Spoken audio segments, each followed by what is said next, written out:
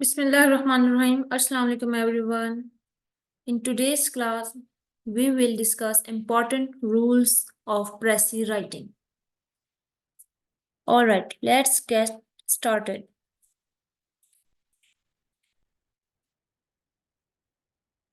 I hope सबको screen clearly show रही हो, ठीक है? These are the most important rules of Prezi writing. Because this is orientation class, so in today's class we will discuss these rules very short or in a very summarized form. सो हम बहुत basic rules आज पढ़ेंगे, ठीक है? इसके अलावा इंशाल्लाह जब हम बैच के प्रॉपर लेक्चर स्टार्ट हो जाएंगे तो हम इन सब चीज़ों को एक एक पॉइंट को बहुत डिटेल बहुत थॉरली पढ़ेंगे और प्रैक्टिस करेंगे इंशाल्लाह. All right, let's get started. The number first rule is in Prezi writing, the Prezi length must be 1/3 of the passage. कितनी होनी चाहिए लेंथ प्रेसी की? 1/3. अब 1/3 आपको कैसे पता चलेगा? इसका एक फॉर्मूला, एक रूल है, ठीक है? वो रूल हमारे पास ये है कि फॉर सपोज आपके पास 300 वर्ड की प्रेसी है, सॉरी पैसेज है. आपने उन 300 वर्ड्स को सिंपली 3 के साथ डिवाइड कर देना है. उसके बाद आपके पास क्या आ जाएगा? 300 divided by 3 is equal to 100. तो आपकी जो प्रेसी की लेंथ होगी वो पैसेज के 1/3 हो जाएगी, ठीक है? ये सिंपल कैलकुलेशन है. तो वो कितनी बनेगी हमारे पास? 100 words. So if you have a passage of 300 words then your precis length must be of 100 words. Is that clear? Okay. उसके बाद हमारे पास सेकंड पॉइंट है सिंप्लीफाइड इंग्लिश और you can say easy English. Like फिर students question करते हैं कि madam how much easy. So in simple word you can say कि एक जो 6th स्टैंडर्ड का बच्चा इंग्लिश लिखता है उस ग्रेड की इंग्लिश आप ले लें. Write in your own words होना चाहिए, ठीक है? But don't summarise it. आपने उसको इजी वर्डिंग में लिखना है. ये एक अक्सर बच्चे ब्लंडर करके आते हैं पेपर में, अक्सर कैंडिडेट्स, कि वो उसको इजी करने के चक्कर में समराइज कर देते हैं, सेंट्रल आइडिया लिखकर आ जाते हैं, उनको जो समझ आया होता है. तो आपने ऐसा हरगिज नहीं करना.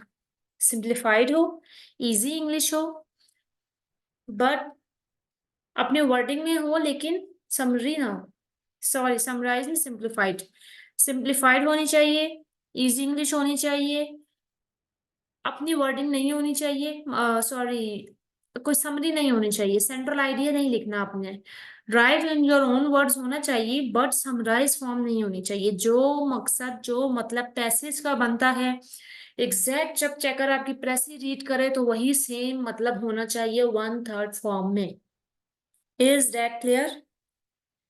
इतनी इजी अपने इंग्लिश लिखनी है कि जितनी इजी हो सके. बस फर्क ये हो कि अब जैसे पैसेज में जो वर्ड्स यूज किए गए होंगे ना वो बहुत हाई एफिशिएंट होंगे, बट जब प्रेसी की बात आ जाएगी आपने इसमें हाई एफिशिएंट वर्ड्स यूज नहीं करने. आपने उनका सिंपल स्ट्रक्चर ड्रॉ करना है, सिंपल स्ट्रक्चर राइट करना है, ठीक है?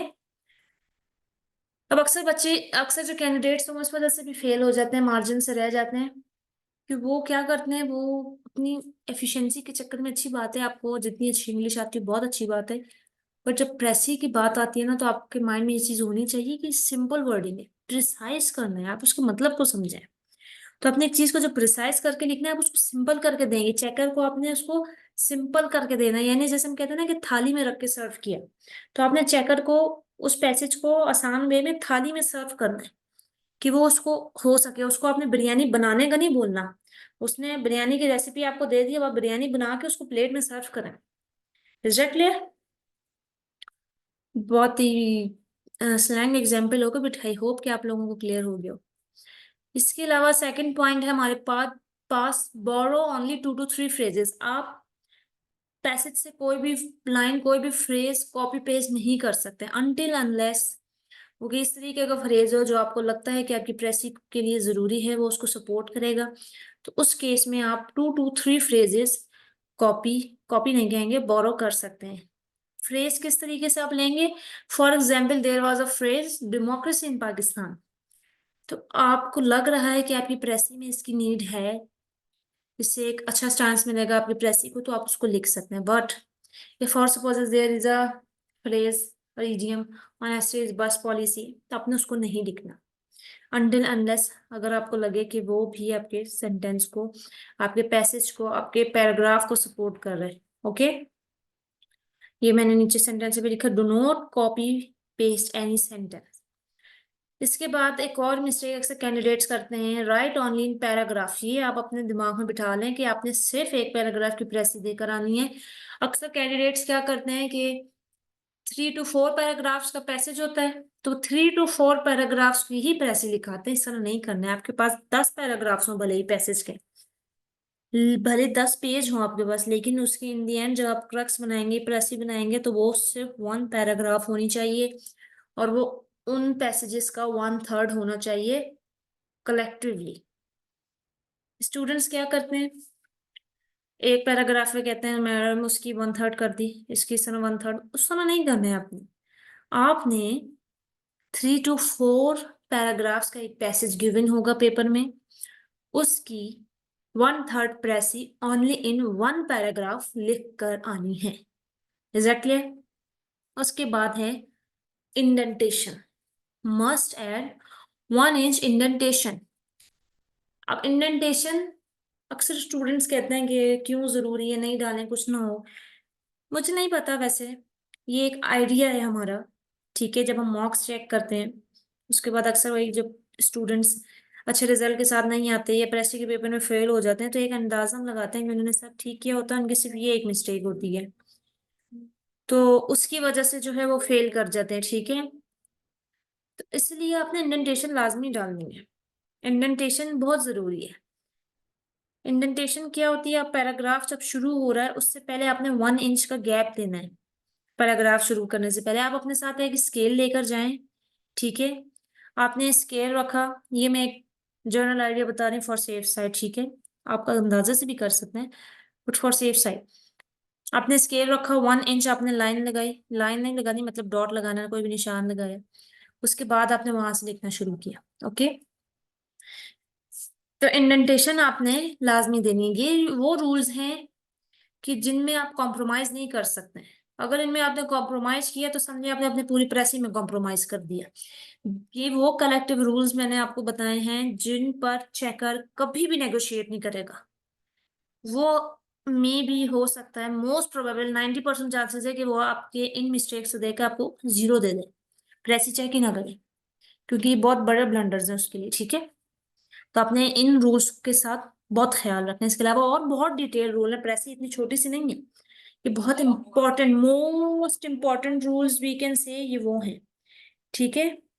तो आपने इन रूल्स को अच्छे से एक्नॉलेज करना है। इसके अलावा बाकी हर रूल को डिटेल में हम इंशाल्लाह अपने लेक्चर्स में स्टडी करेंगे, डिटेल प्रैक्टिस करेंगे, तो आपने परेशान नहीं होने, ठीक है। उसके बाद एक और मिस्टेक एक अरसे में स्टूडेंट्स करते थे, आप लोगों के माइंड में भी ना हो इसलिए मैं बता दूं, use of tense must be same as of passage. इसका क्या मतलब है, इसका मतलब ये है कि अगर 2016 का पैसेज हमारे पास पास्ट टेंस में था तो उसकी प्रेसी भी पास्ट टेंस में ही बनेगी, उसकी प्रेसी को फ्यूचर या प्रेजेंट में कन्वर्ट नहीं करेंगे। इसी तरह 2017 का जो पैसेज था हमारे पास वो प्रेजेंट टेंस में दिया गया था, तो उसकी प्रेसी भी प्रेजेंट टेंस में ही बनी या बनेगी, उसको आप पास्ट या फ्यूचर में नहीं कन्वर्ट कर सकते। Is that clear? ओके। इसके बाद हमारे पास सबसे इंपॉर्टेंट चीज इंग्लिश ग्रामर के पेपर में और सभी पेपर्स में CSS के use of correct English, that means no grammatical error. आपने ग्रामेटिकल एरर हरगिज नहीं करना, this is unnegotiable, specially in CSS English precis exam and CSS ऐसे पेपर। इन 2 पेपर्स में तो खास तौर पे आप भूल जाएं कि अगर आपने कोई ग्रामेटिकल एरर कर दिया, कोई ब्लंडर कर दिया, आपको अच्छे नंबर आ जाए, impossible. Grammatical error specially in English paper, checker will never negotiate it. Okay, तो आपने अपनी ग्रामर की बहुत बेहतरीन प्रैक्टिस करनी है और बहुत बेहतरीन तरीके से उसको करके लेकर आना है कि कोई ग्रामेटिकल एरर, कोई मिस्टेक की चॉइस अपने चेकर को नहीं देनी है, ठीक है। नहीं तो आपके जो मार्क्स होंगे उसके जिम्मेदार फिर आप खुद हो जाएंगे। आपने सिर्फ 1 टाइटल लिखना है स्टार्ट में, जैसे ये है डेमोक्रेसी इन पाकिस्तान, कोई टॉपिक था, आपने उसको टाइटल दिया, ये यहाँ तक ठीक है। बट अब आप लिख दें डेमोक्रेसी ऑफ पाकिस्तान या दूसरा टाइटल लिख दें Pakistan as democratic state.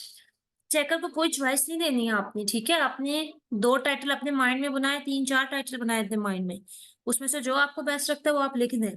But आपने इस तरह चॉइस करके चेकर को नहीं देना है। ये अक्सर स्टूडेंट मिस्टेक कर देते हैं कि 2 टाइटल लिखे आते हैं और करके क्यों लिखना है आपने? वो 1 टाइटल मेंशन करे ना करे, उसने सिर्फ कहा है टाइटल भी मेंशन करे ना करे, आपने टाइटल देना है, सिर्फ अपना बेस्ट टाइटल देना है। आपने 2-3 चॉइसेस चेकर को कभी नहीं देनी।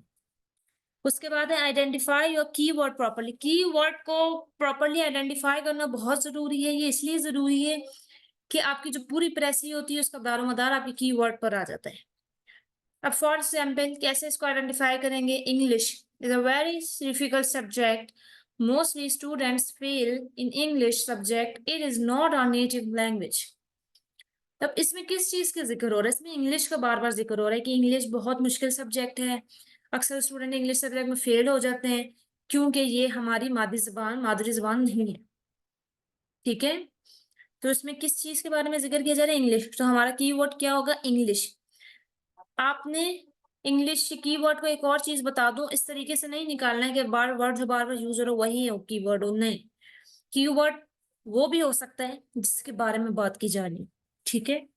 जैसे 2016 में ट्रिप टू चिरोके के बारे में बात की जा रही थी, तो उसमें हमारे पास कीवर्ड क्या था? ये आप लोग मुझे भी कमेंट सेक्शन में बताएं, ठीक है। ये आप लोगों का होमवर्क भी है, मुझे तो पता है, लेकिन ये आप लोगों ने खुद सोचना है कि उसमें प्रेसी को पढ़ना है, उसको सॉल्व करना और बताना है कि उसमें कीवर्ड क्या है। अच्छा, अब ये एक मैंने थोड़ा सा ड्राफ्ट बनाया है, इसको आप देख सकते हैं, ठीक है, ड्राफ्ट फॉर्म है। प्रेसी फाइनल वर्क आपका इस तरह से पेपर में होना चाहिए। एक सैंपल प्रेसी भी आप लोगों को शेयर कर देंगे, ठीक है, आपके साथ शेयर कर दी जाएगी, उसको भी आप लोग देख लें। इसके अलावा ये प्रेसी का फाइनल प्रोडक्ट है। इस तरह आपने क्वेश्चन पेपर पर पूरा क्वेश्चन राइट करना है क्वेश्चन नंबर के साथ। क्वेश्चन नंबर 2, ये हमारे पास क्वेश्चन नंबर 2 ही आता है हमेशा, ठीक है। आज तक जितने भी पेपर्स आए हैं 2023 तक, तो उसमें ये क्वेश्चन नंबर 2 ही आया है। 2024 तक, सॉरी, बेसिकली आपका जो बैच है 2025 के CSS की तैयारी करेगा, सॉरी। तो एक्चुअली पहले स्टूडेंट्स को 2024 पढ़ा रहे थे, उस टाइम 2023 बोलते थे, तो वही जबान से रवाएं, एक्सट्रीमली सॉरी। 2024 के एग्जाम्स हो चुके हैं, 2024 तक ये क्वेश्चन नंबर 2 ही था। इसीलिए चांस यही है कि 2025 में भी 2 ही होगा, तो आपने क्वेश्चन नंबर 2 करके लिखना है, अदरवाइज जो भी क्वेश्चन हो आपने उस हिसाब से लिखना है, ठीक है। क्वेश्चन आपने लिखा, उसके बाद टाइटल, जो सूटेबल टाइटल आपके माइंड में है प्रेसी से रिलेटेड वो लिखा, इंडेंटेशन दी, इसको इंडेंटेशन कहते हैं, ठीक है। इस तरह गैप होना चाहिए। अब ये देखिए कितना अच्छा लग रहा है, दिखने में भी बहुत अपीलिंग लग रहा है, और यही रूल भी है पैराग्राफ राइटिंग का। फिर आपने अपना पूरा पैराग्राफ कंप्लीट किया, लास्ट में भी इंडेंटेशन दें तो बहुत बेहतरीन है, ना भी दें तो वो इतना इशू नहीं है, बट स्टार्ट में लाजमी देनी है। फिर आपने वर्ड्स इन पैसेज मेंशन करने हैं, लाजिम, ये आपके ऊपर लाजिम है। अगर आप ये चीज भी मिस कर देंगे तो भी ये अननेगोशिएबल है, नॉन नेगोशिएबल है। वर्ड्स इन पैसेज मेंशन करने हैं लाजमी। फिर वर्ड्स इन प्रेसी मेंशन करने हैं, ये नीचे मेंशन नहीं करने, ये मैंने सिर्फ बताने के लिए रखा है कि +2 -5 ह्यूमन एरर अलाउड होता है। फॉर एग्जाम्पल आपकी प्रेसी के वर्ड्स बने 100, ठीक है, आपने 100 वर्ड्स की प्रेसी लिखनी थी, ठीक है, 300 वर्ड्स थे पैसेज में। अब मैं इधर लिख देती हूँ फॉर सपोज, ताकि आपको समझ आ जाए 1/3 का मतलब क्या है। 300 वर्ड्स थे हमारे पास पैसेज में, ठीक है, प्रेसी हमारे पास तैयार हुई 100 वर्ड्स की। अब इसमें प्लस माइनस ह्यूमन एरर किस तरीके से अलाउड है कि आप 95 वर्ड्स की फॉर सपोज आपने प्रेसी लिख दी, कोई इशू नहीं, चेकर को मार्क्स सेम है। आप 105 वर्ड्स की प्रेसी लिख दी आपने, कोई मसला नहीं, चेकर इज सेटिस्फाइड। बट अगर आप 107 या 6 वर्ड्स की प्रेसी लिखते हैं, चेकर सेटिस्फाई नहीं होगा, रॉन्ग। आप 94 93 वर्ड्स की प्रेसी लिखते हैं, रॉन्ग। तो 5 +- 5 का आपको मार्जिन गिवन है, इससे ज्यादा या इससे कम आप करेंगे तो फिर उसके जिम्मेदार आप खुद होंगे।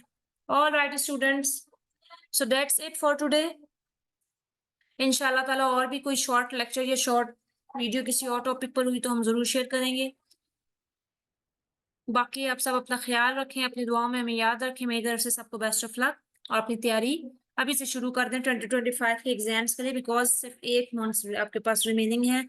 जिन्होंने टाइम टेबल नहीं बनाया बना लें अच्छा सा, उसके साथ स्टिक हो जाएं, सारे अपने एक्स्ट्रा एक्टिविटीज को साइड पर रख दें और पूरा फोकस होकर अपनी एग्जाम्स की तैयारी करें। और इंग्लिश प्रेसी एंड कॉम्पोजिशन वो सब्जेक्ट है जिसको आपने डे 1 स्टार्ट करना है, तो from end of the day आपने इसकी प्रैक्टिस करनी है, इसको प्रिपेयर करना है। अदरवाइज ये सब्जेक्ट आपको बहुत रुला सकता है। ये इस सब्जेक्ट में मार्जिन है 90 प्लस मार्क्स गेन करने का भी, वहीं इस सब्जेक्ट में मार्जिन है आपको फेल करवाने का भी। जाते जाते एक और बात बता दूं, एफपीएससी की रिपोर्ट के मुताबिक 95% लोग प्रेसी के पेपर में ही फेल होते हैं, इंग्लिश के सब्जेक्ट में। या तो वो इंग्लिश प्रेसी भी होता है और इंग्लिश ऐसे भी होता है। सो अब आपने अपने आप पे वो करना है कि किस तरीके से आप इसको डील करते हैं। Okay guys, that's it for today. Allah Hafiz.